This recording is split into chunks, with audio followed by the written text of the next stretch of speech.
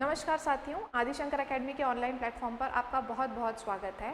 साथियों, आज हमारी एमपी टेट वर्ग 3 की जो प्रैक्टिस सेट सीरीज़ चल रही थी उसमें हमारी 7th क्लास है और उसमें जो ज्योग्राफी का टॉपिक हमने उठाया है वो आप देख सकते हैं मेरे पीछे। एक बहुत इम्पॉर्टेंट और बहुत बड़ा टॉपिक है ये, भारत का अपवाह तंत्र, मतलब कि भारत की नदियाँ। तो इसको हमें जो है वो प्रैक्टिस सेट क्वेश्चन के साथ आज कवर करना है। मैं आपको आज पूरी तरह से तो अपवाह तंत्र भारत का नहीं पढ़ा पाऊंगी, लेकिन मैंने कोशिश की है कि आपको ज़्यादा से ज़्यादा इसके फैक्ट्स जो हैं वो आपके पास इस प्रैक्टिस सेट सीरीज़ के माध्यम से आ सके। और जो क्वेश्चंस हमने आज के लिए तैयार किए हैं उसके अलावा भी कुछ इम्पॉर्टेंट फैक्ट्स मैं आपको दे सकूँ। तो बिना किसी देर के चलिए आज की क्लास हम शुरू करते हैं दोस्तों। तो सबसे पहले हमको देखना है कि जो हमारे भारत में नदियां हैं दोस्तों, भारत की नदियां, उनको दो भागों में बांट के पढ़ा जाता है। ठीक है, अगर वृहद रूप से हमको नदियां देखना है तो दो भागों में बांटकर पढ़ेंगे। सबसे पहले देखते हैं, एक होती है हिमालयी नदी और दूसरी होती है दोस्तों प्रायद्वीपीय नदी। ठीक है, तो हिमालयी नदी, प्रायद्वीपीय नदी क्या होती है, दोनों में क्या डिफरेंस होता है, ये हमको देखना है और दोनों के क्या उदाहरण हैं। तो चलिए शुरू करते हैं। सबसे पहले हम बात करते हैं हिमालयी नदी की। तो ये हमने कुछ पॉइंट्स लिए हैं, कुछ आधार लिए हैं, इनके ही माध्यम से हम क्या करेंगे, इनको पढ़ेंगे। सबसे पहले हम देखते हैं हिमालयी नदी और प्रायद्वीपीय नदी में बात करें तो हिमालयी नदी जो है वो लंबाई इनकी अधिक होती है। जो हिमालयी नदी है इनकी लंबाई जो है वो अपेक्षाकृत जो प्रायद्वीपीय नदी है उनसे बड़ी होती है, इनकी लंबाई ज़्यादा होती है। ठीक है, जल ग्रहण क्षेत्र दोस्तों, मतलब कि इनका जो एरिया है, विस्तारित इनके जल का एरिया है वो कितना बड़ा है, तो जो आपकी हिमालयी नदी है उनका अपेक्षाकृत बड़ा जल ग्रहण क्षेत्र होता है, ये ज़्यादा विस्तृत जल ग्रहण क्षेत्र रखती हैं। क्लियर है? और साथ में हम इसको भी देख लेते हैं प्रायद्वीपीय नदी को।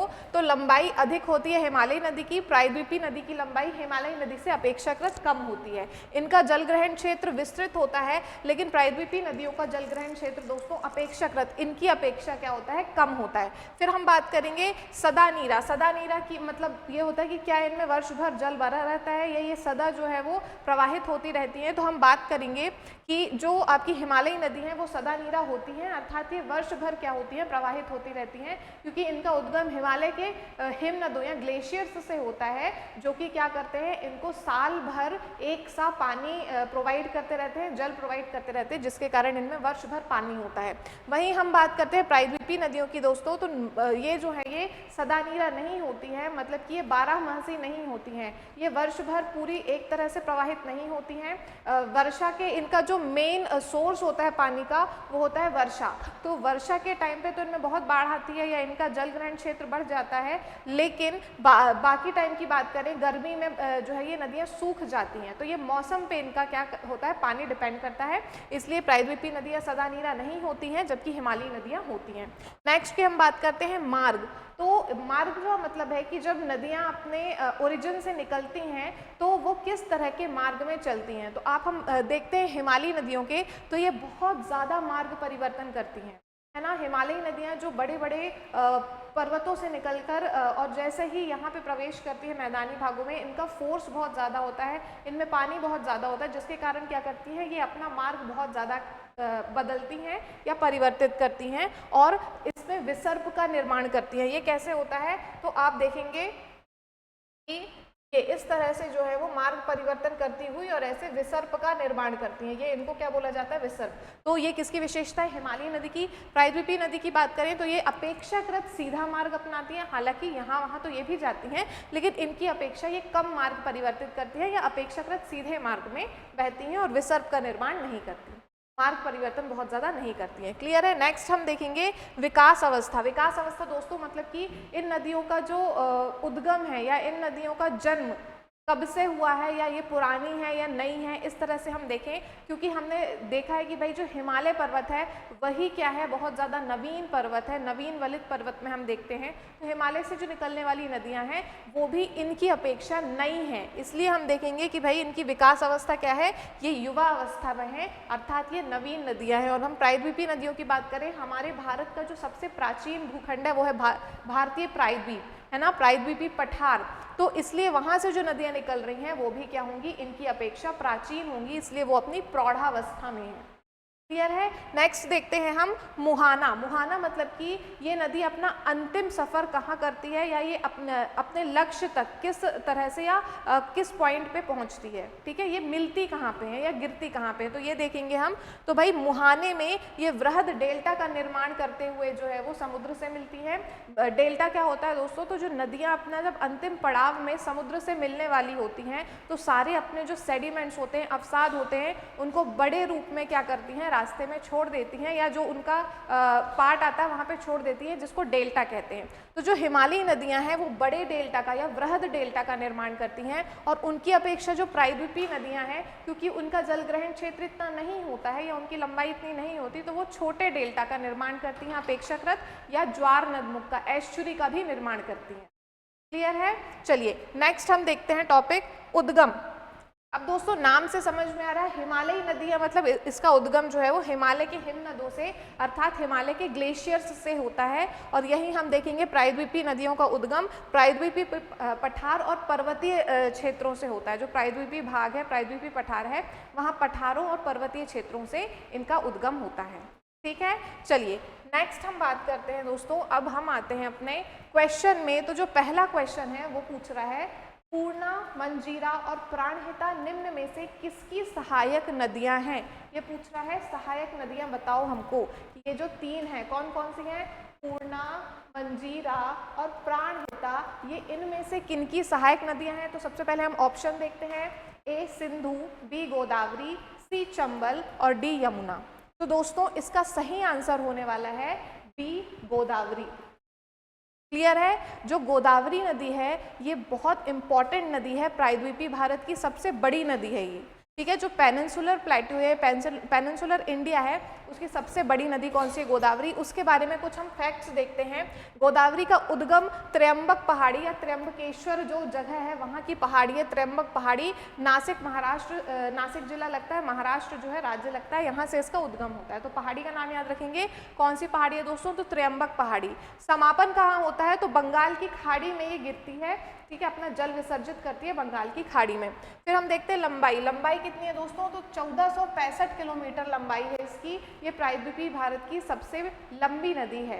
क्लियर है। फिर हम देखेंगे इसकी सहायक नदियां, इंद्रावती, वर्धा, पेनगंगा, वेनगंगा, सबरी, पूर्णा, मंजीरा, प्राणहिता, ये जो है इनकी क्या है, सहायक नदियां हैं। किसकी सहायक नदियां हैं, गोदावरी की। ये जो यहाँ पे इन्फॉर्मेशन दी है मैंने आपको बहुत छोटे जो है वो एरिया में, या कहना चाहिए कि छोटे रूप में मैंने आपको काफ़ी सारी इन्फॉर्मेशन देने की कोशिश की है, इसलिए इसको बहुत ध्यान से नोट कर लेंगे और याद करेंगे।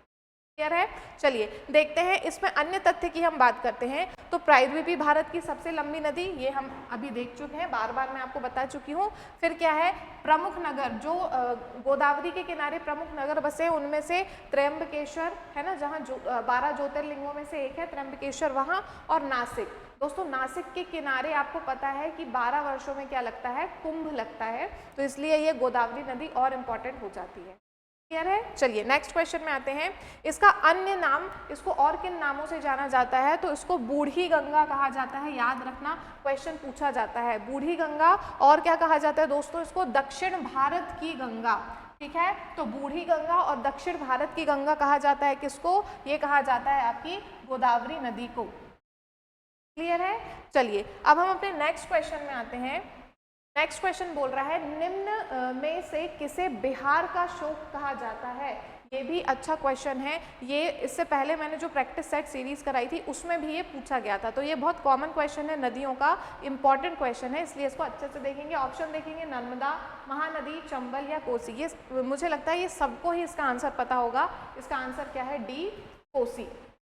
ठीक है दोस्तों, कोसी को क्या कहा जाता है, बिहार का शोक कहा जाता है। कोसी के बारे में कुछ हम इंपॉर्टेंट इन्फॉर्मेशन यहाँ देख लेते हैं। कोसी का उद्गम कहाँ होता है, नेपाल हिमालय पर्वत से, ठीक है, हिमालय पर्वत क्षेत्र नेपाल से इसका उद्गम होता है। इसका समापन होता है गंगा नदी बिहार में। दोस्तों ये गंगा नदी की एक बड़ी सहायक नदी है ना, गंगा नदी की सहायक नदी है, और ये गंगा नदी में मिल जाती है कहाँ पे, बिहार में।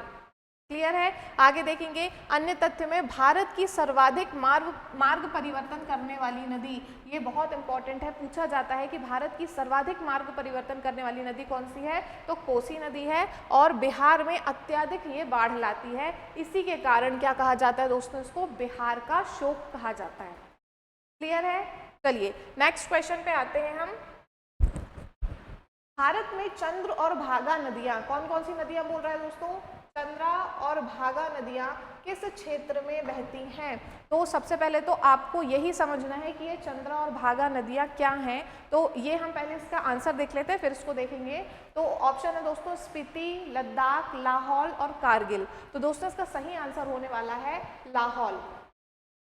ठीक है, ये कहाँ है लाहौल, तो हिमाचल प्रदेश में। लाहौल घाटी, स्पीति घाटी हिमाचल प्रदेश में है। अब हम इसकी बात करते हैं चंद्रा और भागा नदी। तो दोस्तों चंद्रा और भागा नदी हिमाचल प्रदेश के अलग अलग क्षेत्रों से निकलती हैं और तांडी है, कौन सी जगह है, तांडी, तांडी या टांडी भी बोलते हैं इसको, ठीक है, तांडी या इसको टांडी भी बोलते हैं। ये कहाँ पे है दोस्तों, ये भी हिमाचल प्रदेश में है। तो ये चंद्रा और भागा नदियाँ टांडी में मिलकर जो तीसरी और बड़ी नदी बनाती हैं वो है चेनाब नदी। ठीक है, ये बात याद रखेंगे दोस्तों, चंद्रा और भागा नदी मिलकर ही चेनाब नदी का निर्माण करती हैं। और इनका उद्गम कहाँ से होता है, तो इनका उद्गम अलग अलग जगह, हिमाचल प्रदेश राज्य याद रखेंगे, हिमाचल प्रदेश से ही इनका क्या होता है, उद्गम होता है। और ये टांडी हिमाचल प्रदेश में एक जगह है, वहाँ ये मिल जाती हैं और जिस नदी का निर्माण करती हैं उसी को हम कहते हैं चेनाब नदी। क्लियर है। तो चेनाब नदी एक बहुत बड़ी नदी है जो कि चंद्रा और भागा नदी के मिलने से बनती है। और ये स्पेशली कहाँ पे बहती हैं, किस क्षेत्र में, तो लाहौल घाटी में ये बहती हैं। ठीक है, और स्पीति घाटी में भी जो है वो बहती है ये, लेकिन इनमें से एक नदी स्पीति घाटी में बहती है, लेकिन अगर दोनों की बात करते हैं तो ये लाहौल घाटी में बहती हैं। क्लियर है। चलिए नेक्स्ट क्वेश्चन पे आते हैं हम। नेक्स्ट क्वेश्चन बोल रहा है प्रायद्वीपीय भारत की एकमात्र 12मासी नदी कौन सी है। ऑप्शन दे रहा है आपको गोदावरी, कावेरी, कृष्णा और भीमा। ये इंपॉर्टेंट क्वेश्चन है दोस्तों, कि वैसे तो इसमें जितने क्वेश्चन है वो इंपॉर्टेंट है, सारे ही इंपॉर्टेंट है। मैं बार बार यही बोल रही हूँ कि ये इंपॉर्टेंट है, ये इंपॉर्टेंट है, क्योंकि सारे इंपॉर्टेंट है। तो प्रायद्वीपीय भारत की बोल रहा है एकमात्र 12मासी नदी। अभी मैंने आपको जब हिमालयी नदी और प्रायद्वीपीय नदियों के मध्य में आपको डिफरेंस बता रही थी, तब मैंने बताया था कि हिमालयी नदी 12मासी होती हैं या सदा नीरा होती हैं, वर्ष भर जो है वो एवर फ्लोइंग होती है, वर्ष भर उनमें जल भरा रहता है। लेकिन प्रायद्वीपीय नदियाँ जो है वो 12मासी नहीं होती। लेकिन यहीं पे एक्सेप्शन पूछा गया है कि प्रायद्वीपीय नदियों में से एक ऐसी नदी है जो 12मासी होती है, इसमें वर्ष भर जल भरा रहता है, वो कौन सी है, गोदावरी, कावेरी, कृष्णा या भीमा। इसका सही आंसर होगा बी, कावेरी। याद रखेंगे, कावेरी नदी प्रायद्वीपीय भारत की एकमात्र ऐसी नदी है जो 12मासी है। क्लियर है। कावेरी नदी के बारे में कुछ फैक्ट्स देखते हैं। तो कावेरी नदी का उद्गम होता है दोस्तों ब्रह्मगिरी पहाड़ी, कर्नाटक से इसका उद्गम होता है। समापन होता है बंगाल की खाड़ी, ये बंगाल की खाड़ी में जाकर अपना क्या करती हैं, जल विसर्जित करती हैं। लंबाई जो है कावेरी नदी की 800 किलोमीटर, लगभग 805 किसी किसी सोर्स में दिया रहता है, किसी सोर्स में 800, तो लगभग 800 किलोमीटर क्या है, कावेरी की लंबाई है। इसकी सहायक नदियां बहुत सारी हैं, इसको देख लेंगे, लक्ष्मण तीर्थ, अमरावती, भवानी, शिमशा, हेमवती आदि, ऐसे करके इसकी काफ़ी सारी क्या है, सहायक नदियां हैं। इसके बाद हम देखते हैं अन्य तथ्य, इसको दक्षिण की गंगा भी कहा जाता है। याद रखेंगे, कावेरी को दक्षिण की गंगा भी कहा जाता है। गोदावरी को हमने पढ़ा था दक्षिण भारत की गंगा। ठीक है, और फिर शिव समुद्रम, श्रीरंगपट्टनम द्वीप आदि इसी नदी में स्थित है या इसी नदी के किनारे हैं। क्लियर है। तो ये याद रखेंगे, ये कावेरी नदी के बारे में कुछ इंपॉर्टेंट फैक्ट्स है, चाहे तो आप इसका स्क्रीनशॉट ले सकते हैं इसको नोट करने के लिए। दोस्तों जब आप नदियाँ पढ़ेंगे, नदियाँ बहुत सारी हैं, उनको कितने पॉइंट्स में याद रखें या उनके बारे में कौन कौन सी चीज़ें याद रखें, तो आप ऐसे पॉइंट्स को जो है वो बना सकते हैं। ये आपका MPPSC के लिए बहुत इंपॉर्टेंट है। जब आपको की नोट्स बनाना है सारी नदियों के बारे में, तो ऐसे करके आप क्या कर सकते हैं, अपने की नोट्स तैयार कर सकते हैं, नोट्स बना सकते हैं। क्लियर है। चलिए नेक्स्ट क्वेश्चन में आते हैं हम। निम्नलिखित में से कौन सी नदी अरब सागर में नहीं, यहाँ पे नेगेशन वाला है कि भैया नहीं गिर रही है इनमें से कौन सी नदी अरब सागर में। तो देखेंगे साबरमती, गोदावरी, ताप्ती, सिंधु। अभी हमने गोदावरी नदी के बारे में पढ़ा था कि भाई गोदावरी नदी का समापन कहाँ होता है, बंगाल की खाड़ी में, अर्थात इसका सही आंसर हो जाएगा गोदावरी नदी। अब यहाँ देखते हैं कुछ लिखा हुआ है, क्या लिखा हुआ है ये देखेंगे। अरब सागर में गिरने वाली प्रमुख नदियाँ कौन सी हैं, तो इसको एक ट्रिक से हम याद कर सकते हैं दोस्तों। अगर आप याद कर सके ट्रिक से तो अच्छी बात हो जाएगी। कुछ इंपॉर्टेंट नदियाँ, इसके अलावा भी नदियाँ हैं लेकिन ये कुछ इंपॉर्टेंट नदियाँ हैं जो कि अरब सागर में गिरती हैं। तो इनको याद करने की ट्रिक क्या है, ना तप माही साबरी, शरवत पे मन भारी। ठीक है, मतलब कि वो माही एक है तो माही को क्या बोला जा रहा है कि ना तप माही, इतना मत तप माही, साबरी शरबत पेमन भारी, इतना मत तप की तो शरबत ही शरबत का ख्याल आने लगे। तप मतलब गरम, तपना, गरम होना है ना, कि शरबत का ही ख्याल आने लगे, शरबत पर ही मन लग जाए। तो ना तप माही साबरी, शरबत पेमन भारी। क्लियर है। तो देखेंगे ना से नर्मदा, तप से ताप्ती है, माही से माही, साबरी से साबरमती, शरवत से शरावती, पे से पेरियार, मन से मांडवी, भा से भरतपुजा और री से जुआरी।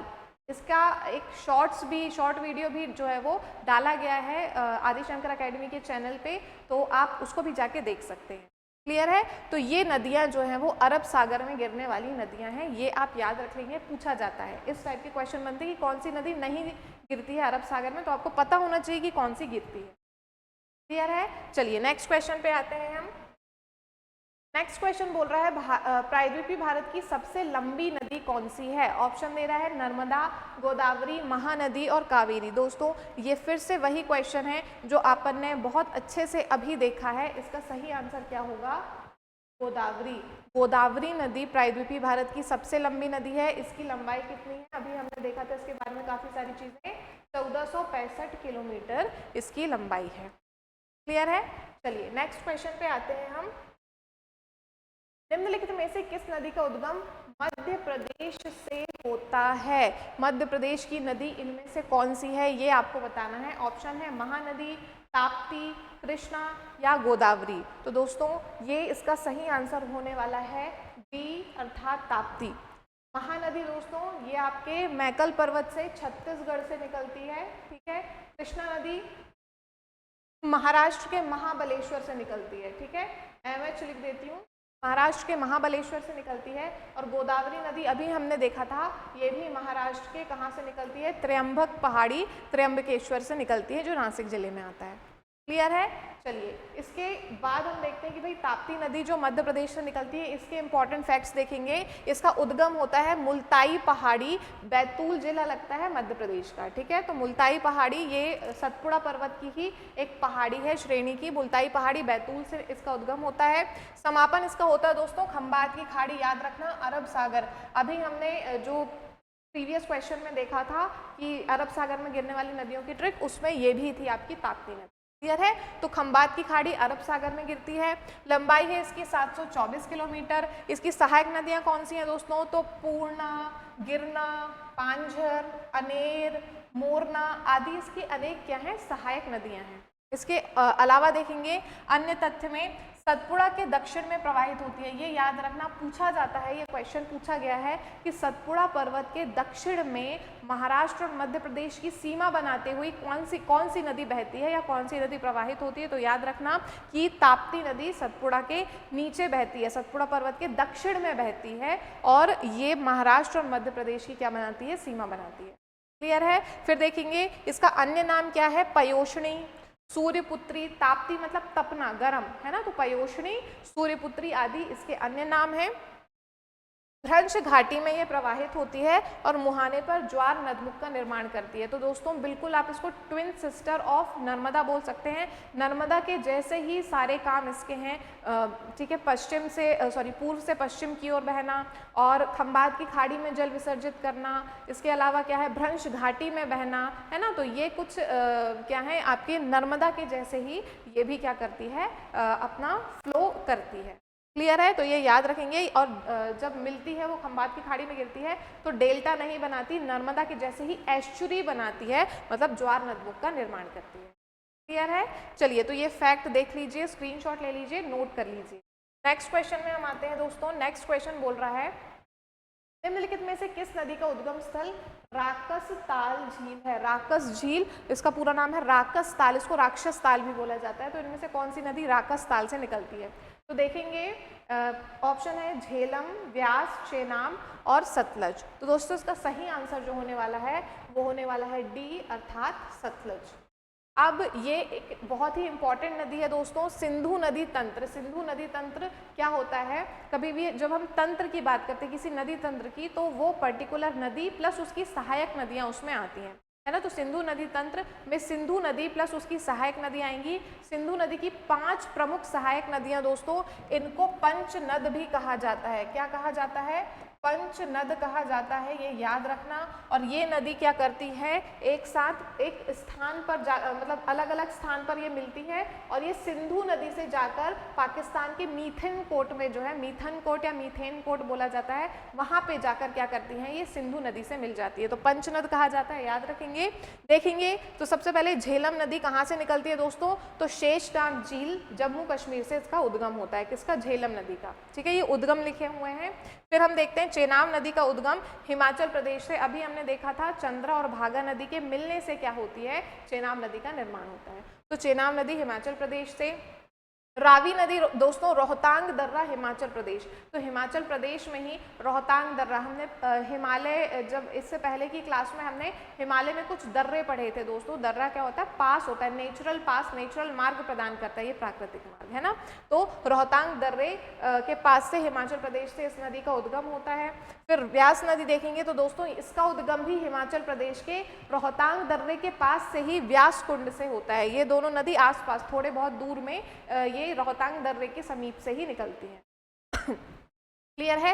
और फिर सबसे लास्ट में जो हमारा क्वेश्चन था कि सतलज नदी कहाँ से निकलती है दोस्तों? तो तिब्बत पठार राक्षस ताल झील से।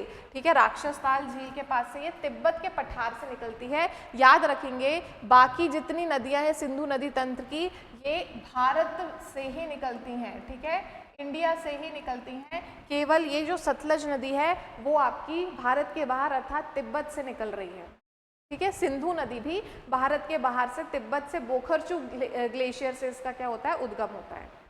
क्लियर है। तो ये याद रखेंगे कि सिंधु की सहायक नदियों में केवल एक ही है जो कि भारत के बाहर अर्थात तिब्बत पठार से निकल रही है, राक्षसताल झील या राकसताल झील।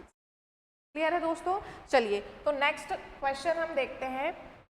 नेक्स्ट क्वेश्चन बोल रहा है सतलज नदी किस दर्रे नहीं है दोस्तों, ये दर्रे है, दर्रे से होकर भारत में प्रवेश करती है। किस पास से निकलती? तो हमको पता है कि भाई वो तिब्बत के पठार, अभी हमने देखा राक्षसताल झील से, लेकिन ये भारत में एंटर किस दर्रे के थ्रू करती है?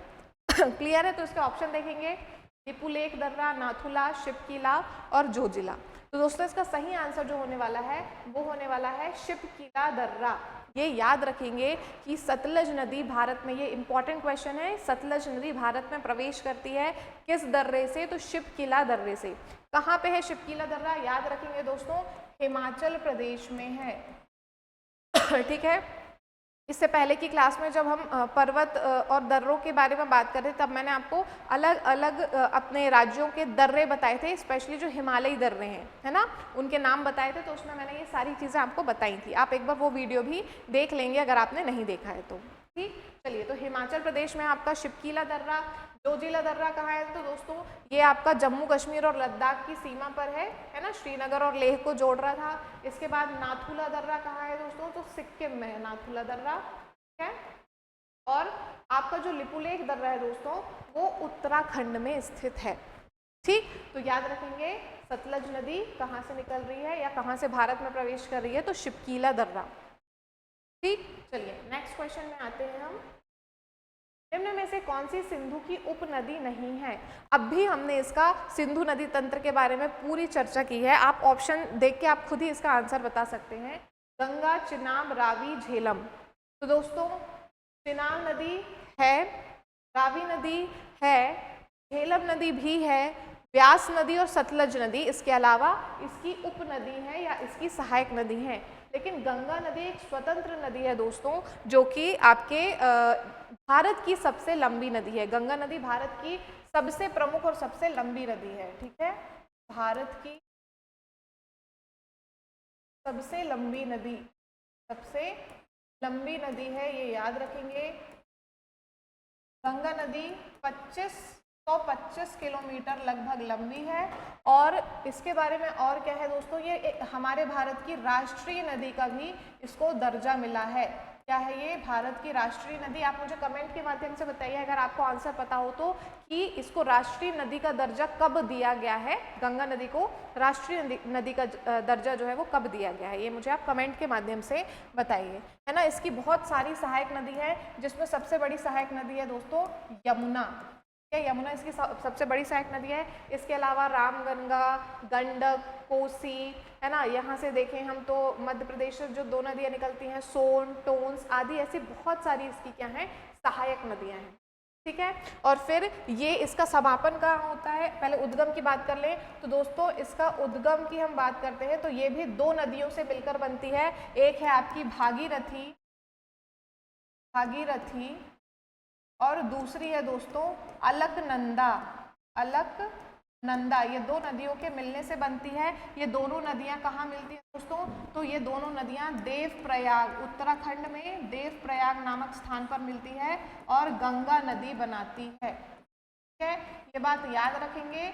और एक और बात याद रखेंगे कि भागीरथी का उद्गम कहाँ से होता है, तो गोमुख हिमानी, गोमुख ग्लेशियर है जो कहाँ है, गंगोत्री में है।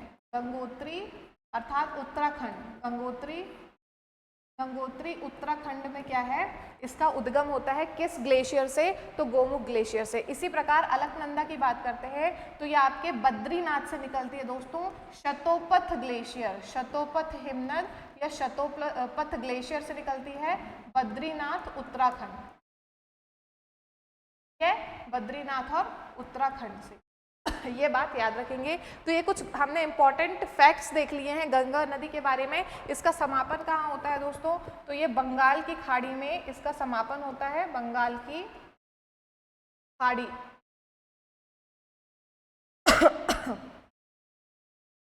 बंगाल की खाड़ी में इसका समापन होता है। और दोस्तों ये ब्रह्मपुत्र नदी के साथ मिलकर विश्व का सबसे बड़ा डेल्टा बनाती है। कौन सा डेल्टा, सुंदरबन डेल्टा, ठीक है, ये याद रखेंगे, सुंदरबन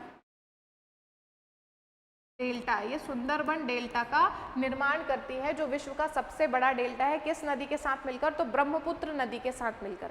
आप मुझे कमेंट सेक्शन में बताइए कि गंगा नदी को बांग्लादेश में क्या कहते हैं, और ब्रह्मपुत्र नदी और गंगा नदी जब बांग्लादेश में मिलती हैं तो उसको संयुक्त रूप से क्या कहते हैं। ठीक है, तो ये अपन ने इंपॉर्टेंट फैक्ट्स देख लिए हैं किसके, गंगा नदी के। नेक्स्ट आते हैं। तो दोस्तों आज के लिए जो है इतने क्वेश्चंस हम आपके सामने प्रस्तुत किया था हमने, और लगभग 10 क्वेश्चन हमने देखे हैं, और 10 क्वेश्चन के अलावा बहुत सारे ढेर सारे फैक्ट्स जो है वो यहाँ पे मैंने आपको देने की कोशिश की है। मुझे आशा है कि ये फैक्ट्स आप अच्छे से नोट करके इसको याद कर लेंगे, क्योंकि बहुत महत्वपूर्ण फैक्ट्स हैं दोस्तों। मैंने पूरी नदी तो मैं एक क्लास में कवर नहीं करवा सकती, या नदियों का टॉपिक बहुत बड़ा है ना। इसको कवर करवाने के लिए ही मुझे कम से कम 2 से 3 क्लास लगेंगी, है ना। तो अभी जो है मैंने आपको कोशिश की है कि थोड़े से टाइम पे ज़्यादा से ज़्यादा नदियों के बारे में इन्फॉर्मेशन दे सकूँ। तो ऐसे ही सीरीज़ के लिए आप हमारे साथ बने रहें। आज के लिए इतना ही। जय हिंद।